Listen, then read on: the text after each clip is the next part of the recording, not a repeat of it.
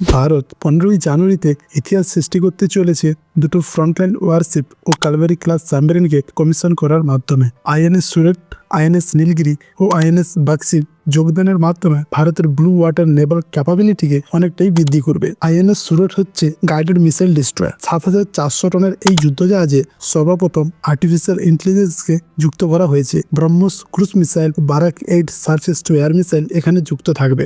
INS Nilgiri হচ্ছে project 17 এর প্রথম stealth frigate. Anti submarine warfare ও শত্রুকে কাউন্টার করার জন্য স্টেট অফ আর্ট ওয়েপেন্স ও সেন্সার এখানে লাগানো রয়েছে। আইএনএস বাক্সির হচ্ছে ভারতের কালভারি ক্লাসের অন্তিম সাবমেরিন। এর আগে অলরেডি 5টা সাবমেরিন ডেলিভার হয়ে গেছে। ডিজেল ইলেকট্রিকের এই সাবমেরিনটিতে অ্যাডভান্স স্টেলথ ক্যাপাবিলিটিও রয়েছে। এই যুদ্ধজাহাজগুলি ভারতের সমুদ্র রক্ষার ক্ষেত্রে ভবিষ্যতে গুরুত্বপূর্ণ ভূমিকা পালন করতে চলেছে। চায়নার বাড়তি শক্তি ও পাকিস্তানের জিওপলিটিক্যাল থ্রেটকে অনেকটাই নিউট্রালাইজ করতে সাহায্য করবে। জয় হিন্দ।